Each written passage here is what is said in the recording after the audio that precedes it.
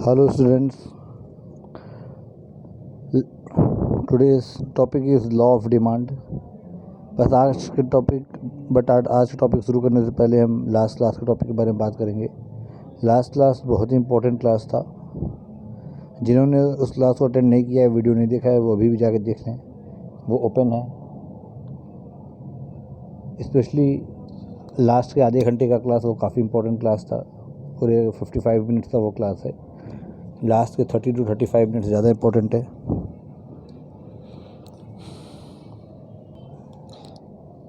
चलिए अब आज का टॉपिक स्टार्ट करते हैं। आज का टॉपिक है लॉ ऑफ डिमांड। डिमांड का लॉ क्या बोलता है? लॉ ऑफ डिमांड रिलेशन बताता है डिमांड का और प्राइस का। जैसा कि अपने स्क्रीन पे देख भी सकती हैं, the law of demand simply express the relationship between quantity of commodity demanded and it's price. बोल रहा है कि लॉ ऑफ डिमांड कुछ और नहीं, यही बतलाता है कि क्वांटिटी ऑफ कमोडिटी, कितना क्वांटिटी में लोग खरीद रहा है, किस प्राइस पे खरीद रहा है। The law states that demand varies inversely with price. तो बोल रहा है कि जो ये लॉ बोलता है, बतलाता है, डिमांड जो है उल्टा चलता है प्राइस के। मीन्स प्राइस ऊपर जाएगा तो डिमांड नीचे जाएगा, डिमांड ऊपर जाएगा तो प्राइस नीचे जाएगा। तो डिमांड और प्राइस दोनों में इन्वर्स रिलेशन है, उल्टा चलते हैं दोनों दूसरे के। एक आगे चलता है तो एक पीछे जाता है, एक बढ़ता है तो एक घटता है। ये कहने का मतलब है यहाँ पे इन्वर्सली जो वर्ड यूज़ कर इसका मतलब यही है कि दोनों एक दूसरे के अपोजिट चलते हैं। नॉट नेसेसरीली प्रोपोर्शनेटली, ज़रूरी नहीं कि बराबर, ज़रूरी नहीं है कि अगर 10 रुपये प्राइस बढ़ा हो या फिर 10% प्राइस बढ़ा हो तो डिमांड 10% घटा हो। दोनों एक दूसरे के अपोजिट जाएंगे, ये कन्फर्म है। 10% प्राइस बढ़ेगा तो हो सकता है डिमांड भी कुछ ना कुछ घटे, लेकिन ज़रूरी नहीं है कि वो सेम परसेंटेज बदल सकता है। कोई हो सकता है 10% बढ़ा हो प्राइस लेकिन डिमांड 5% ही घटा हो, या फिर ज़्यादा भी हो सकता है 10% से। उसके बाद बोला इफ़ द प्राइस फॉल्स, अगर प्राइस गिरता है डिमांड विल एक्सटेंड, मतलब डिमांड बढ़ेगा, वाइस वर्सा। तो लॉ ऑफ डिमांड ये बोलता है, इन शॉर्ट आप समझ सकती हैं, लॉ ऑफ डिमांड बोलता है कि अगर किसी चीज़ का दाम बढ़ेगा, किसी प्रोडक्ट का, किसी कमोडिटी का दाम बढ़ेगा तो उसका डिमांड घटेगा, और उसका प्राइस अगर घटेगा तो डिमांड बढ़ेगा। तो इन सिंपल में हम लोग लॉ ऑफ डिमांड इसको समझ सकते हैं। किसी प्रोडक्ट का प्राइस बढ़ेगा तो उसका डिमांड घटेगा, प्राइस बढ़ेगा तो डिमांड घटेगा, और प्राइस अगर घटेगा, प्राइस कम होगा तो डिमांड उसका बढ़ेगा। ये बोलता है लॉ ऑफ डिमांड। कुछ एक्सपर्ट्स ने डेफिनेशन दिया था लॉ ऑफ डिमांड का, डेफिनेशन दिया था उसमें पहला देख लीजिए। In the words of Marshall, the greater the amount to be sold the smaller must be the price. जितना ज़्यादा आप अगर अमाउंट बेचना चाहते हैं, आपको उतना कम से कम प्राइस रखना पड़ेगा। At which it is offered in order that it may find purchasers, और in other words the amount demanded increases with a fall in price. वही बात बोला जो मैंने बतलाया था कि जो अमाउंट डिमांड है, डिमांड इंक्रीजेज, देखिए लिखा हुआ है the amount demanded increases, means demand increases with a fall in price. Demand बढ़ जाएगा दाम गिरने पे, और डिमांड घट जाएगा प्राइस बढ़ने पे।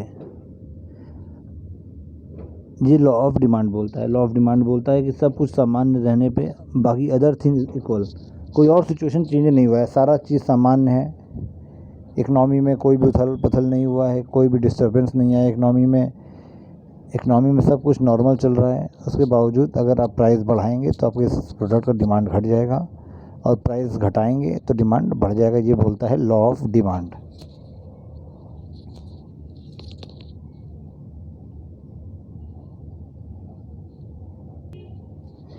इसमें एक डेफिनेशन और ऐड कर लीजिएगा। According to Samuelson, law of demand states that people will buy more at lower prices and buy less at higher prices. Samuelson जो कि बिजनेस इकोनॉमिक्स के एक्सपर्ट थे, उन्होंने लॉ ऑफ डिमांड को बतलाया कि पर्सन्स, इंसान, पीपल सामान ज़्यादा खरीदेंगे अगर प्राइस कम रहेगा, और सामान कम खरीदेंगे अगर प्राइस ज़्यादा रहेगा। ये इनका डेफिनेशन था। Law of demand states that people will buy more at lower price and buy less at higher price. Ceteris paribus or other thing remains the same.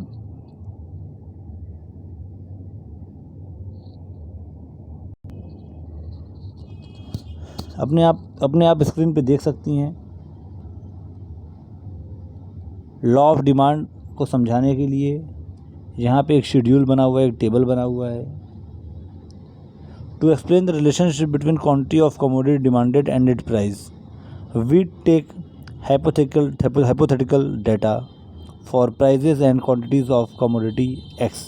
तो यहाँ बोल रहा है कि एक एज्यूम्ड डेटा है, आपको समझाने के लिए एक एज्यूम्ड डेटा है कमोडिटी X का, जिससे आप समझ सकती हैं लॉ ऑफ डिमांड को। तो देखिए, सबसे पहले कमोडिटी का प्राइस था 5 रुपये।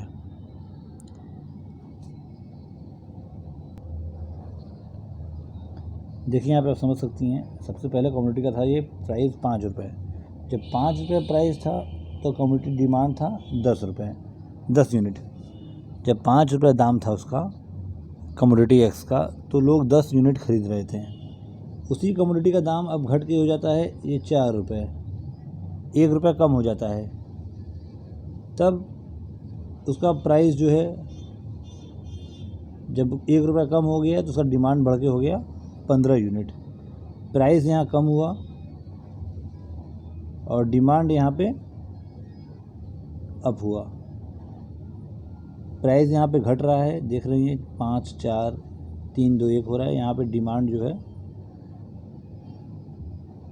बढ़ रहा है,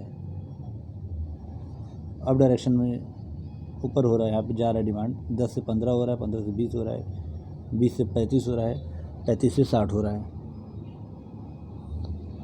तो उसके बाद फिर बोल रहा है कि तीसरे, जब कमोडिटी का प्राइस घट के 3 रुपये हो गया, जब कमोडिटी का प्राइस बढ़ के घट के 3 रुपये हो गया, ये 3 रुपये हो गया जब प्राइस घट के इसका, ये जब 3 रुपये होगा तो इसका कमोडिटी का डिमांड हो गया 20 यूनिट।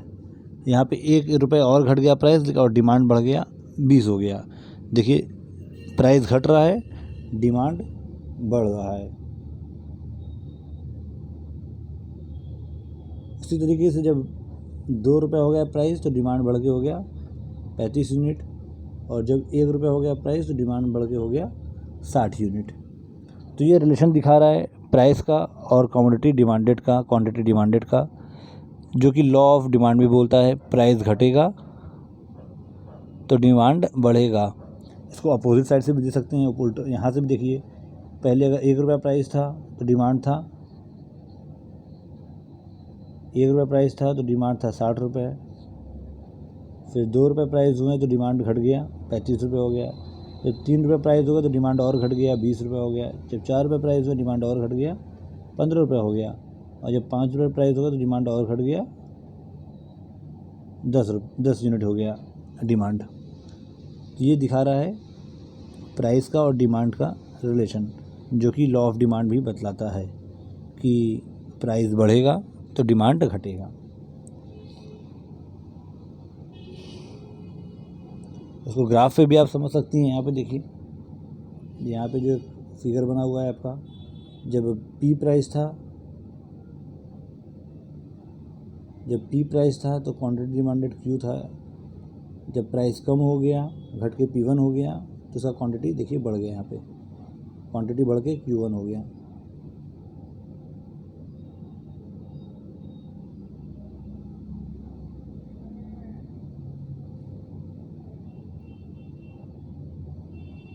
जब P प्राइस था क्वांटिटी Q था।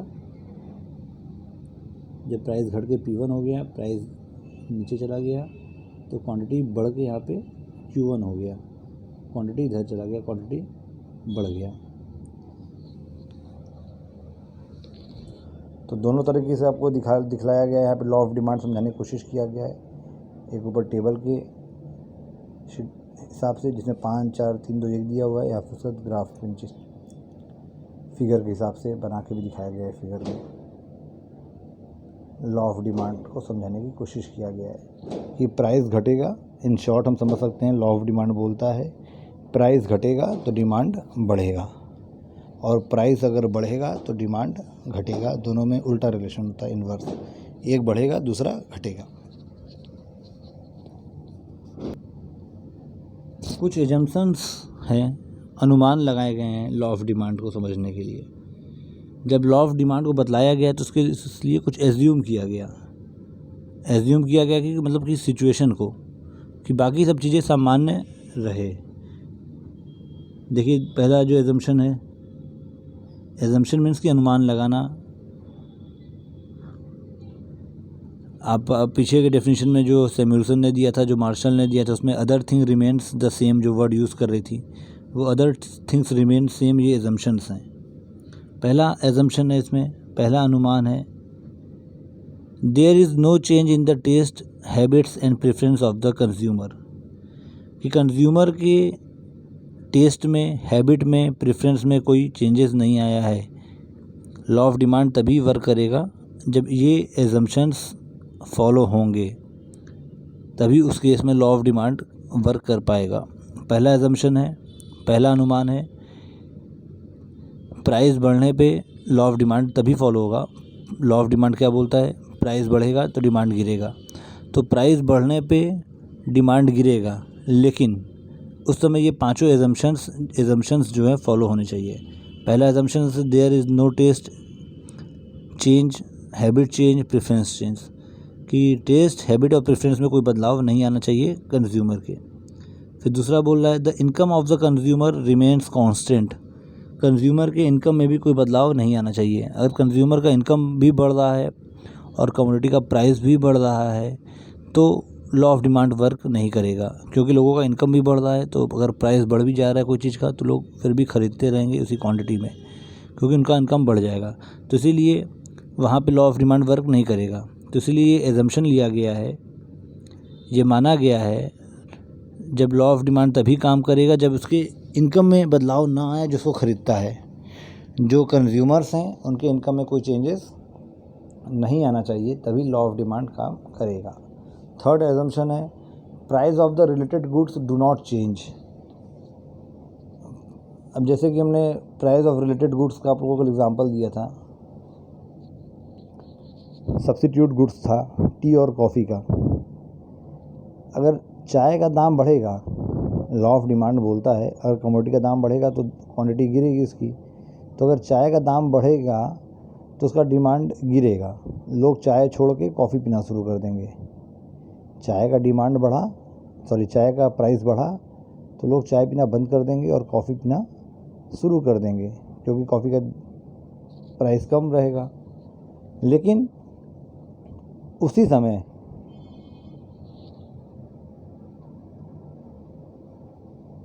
कॉफ़ी का भी दाम अगर बढ़ने लगा, लोग चाय छोड़ेंगे तो कॉफ़ी पीना शुरू कर देंगे।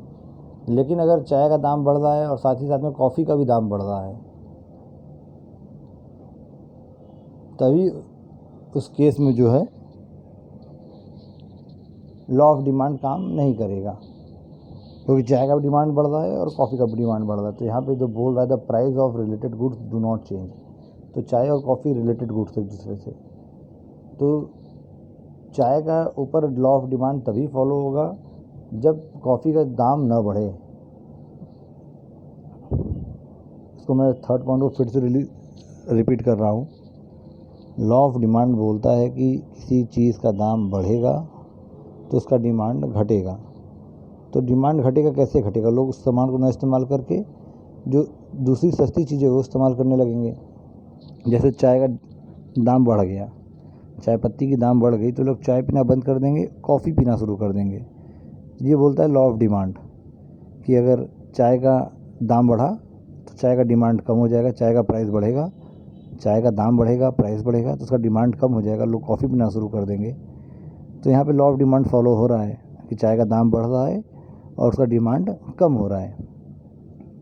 बट अगर कॉफ़ी का भी दाम बढ़ने लगा, लोग चाय छोड़ के कॉफ़ी पीना शुरू कर देंगे। तो अगर जब कॉफ़ी का भी दाम अगर बढ़ रहा है, चाय का भी दाम बढ़ रहा है, कॉफ़ी का भी दाम बढ़ रहा है, तो फिर लोग चाय नहीं छोड़ेंगे, क्योंकि चाय छोड़ के कॉफ़ी के पास इसलिए जाते हैं क्योंकि कॉफ़ी का दाम कम रहता है। बट जब कॉफ़ी का भी दाम बढ़ रहा है तो लोग चाय पीना नहीं छोड़ेंगे, और प्राइस बढ़ेगा तब भी चाय का डिमांड उतना ही रहेगा, कम नहीं होगा, और वहाँ पर लॉ ऑफ डिमांड वर्क नहीं करेगा। तो इसीलिए यहाँ थर्ड पॉइंट में बोला गया है कि उससे रिलेटेड गुड्स का दाम कांस्टेंट होना चाहिए, कोई बदलाव नहीं आना चाहिए। कि अगर चाय का दाम बढ़ रहा है तो कॉफ़ी का दाम नहीं बढ़ना चाहिए, कॉफ़ी के दाम में कोई बदलाव नहीं आना चाहिए। अगर कॉफ़ी के भी दाम में बदलाव आएगा तो फिर लॉ ऑफ डिमांड वर्क नहीं करेगा, क्योंकि कॉफ़ी का भी दाम बढ़ रहा है, चाय का भी दाम बढ़ रहा है, तो लोग फिर चाय छोड़ के कॉफ़ी पे क्यों जाएंगे जब कॉफ़ी का भी दाम बढ़ रहा है, ऊपर जा रहा है। वो चाय का डिमांड इसलिए कम कर रहे थे क्योंकि चाय महंगा हो रहा था, बट कॉफ़ी भी साथ में महंगा हो रहा है, तो इसलिए कॉफ़ी के पास नहीं जाएंगे, वो चाय ही पीते रह जाएंगे। अगर कॉफ़ी के दाम में कोई बदलाव नहीं रहता, कॉफ़ी कम दाम का ही रहता, तब लोग ज़रूर चाय को छोड़ के कॉफ़ी पे जाते हैं। लेकिन यहाँ पे चाय के साथ साथ कॉफ़ी का दाम अगर बढ़ेगा तो लॉ ऑफ डिमांड वर्क नहीं करेगा। जो तीसरा एजम्पशन यही बोल रहा है कि जब चाय का दाम बढ़ रहा है तो सिर्फ चाय का दाम बढ़े, कॉफ़ी का दाम में बदलाव ना आए, कॉफ़ी का दाम जस का तस रहे। तो थर्ड पॉइंट ये बोल रहा है कि price of related goods do not change, related goods का प्राइस में बदलाव नहीं आना चाहिए। फिर चौथा बोल रहा है, चौथा एजम्पशन देखिए अपने स्क्रीन पे, consumer do not expect any change in the price and quantity of the commodity in the near future। चौथा पॉइंट बोल रहा है कंज्यूमर ये उम्मीद न रखें कि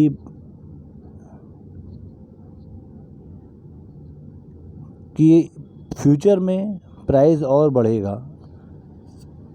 कंज्यूमर्स को do not expect any change in the price and quantity of the community in the near future. तो बोल रहा है कंज्यूमर को ये एक्सपेक्टेशन ना रहे कि फ्यूचर में इसका दाम और ऊपर जाएगा। अगर फ्यूचर में दाम इसका और ऊपर जाएगा ये एक्सपेक्टेशन रहेगा तो लॉ ऑफ डिमांड वर्क नहीं करेगा।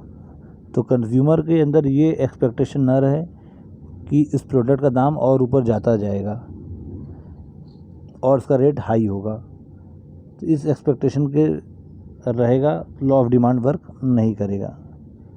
फिर पांचवा पॉइंट बोल रहा है, चौथे पॉइंट को फिर से एक्सप्लेन कर रहा हूँ। जैसे चाय का दाम बढ़ के 100 रुपये केजी से 120 रुपये केजी हो जाए, ठीक है, 100 रुपये केजी से बढ़ के 120 रुपये केजी हो जाए, तो उसका डिमांड अपने आप कम हो जाएगा। लेकिन अगर कंज्यूमर को एक्सपेक्टेशन रहेगा ये कि इसका डिमांड और ऊपर जाएगा, इसका प्राइस और ऊपर जाएगा, चाय का प्राइस और ऊपर जाएगा, तो लॉ ऑफ डिमांड वर्क नहीं करेगा। तो ये बोल रहा है इसमें चौथा एजम्पशंस कि कंज्यूमर को ये उम्मीद न रहे कि चाय का दाम और ऊपर जाएगा, बस कंज्यूमर को ये उम्मीद रहे जो दाम हो गया अब ये दाम यहाँ पे रुका रहेगा, और ऊपर जाने की इसकी उम्मीद नहीं है। अगर कंज्यूमर्स को ये एक्सपेक्टेशन रहेगा कि इसका प्राइस चाय का भी और ऊपर जाएगा तो लॉ ऑफ डिमांड वर्क नहीं करेगा। तो चौथा पॉइंट बोल रहा है कि कंज्यूमर को कोई एक्सपेक्टेशन नहीं होना चाहिए प्राइस से, जो प्राइस बढ़ गया सो बढ़ गया, ये अब घटेगा कब या और बढ़ेगा, इस तरह का कोई भी कंज्यूमर्स को उम्मीद ना रहे फ्यूचर प्राइस के बारे में। फिर पांचवा बोल रहा है there should not be any substitute of the commodity, जो कमोडिटी का वो प्राइस आप ले रहे हैं लॉ ऑफ डिमांड में एज ए एग्जांपल, उसका कोई सब्स्टिट्यूट नहीं होना चाहिए, उसका कोई और ऑप्शन नहीं होना चाहिए, ये पांचवा एजम्पशन से बोल रहा है। तो पूरे 5 एजम्पशन हुए लॉ ऑफ डिमांड। पहला assumption there is no change in taste and preference, taste और प्रेफरेंस में नहीं बदलाव नहीं आने चाहिए कंज्यूमर के। Income of the consumer remains constant, consumer के इनकम में कोई बदलाव नहीं आना चाहिए। Price of related goods do not change, जो उससे रिलेटेड गुड्स का प्राइस है उसमें कोई बदलाव नहीं आना चाहिए। Consumer do not expect any change in the price in future, कि फ्यूचर में कुछ प्राइस में बदलाव आने का कोई उम्मीद एक्सपेक्टेशन नहीं होना चाहिए कंज्यूमर्स को। और लास्ट बोला है there should not be any substitute of the community, उस कम्युनिटी का कोई और सब्स्टिट्यूट नहीं होना चाहिए। These are the 5 assumptions of law of demand.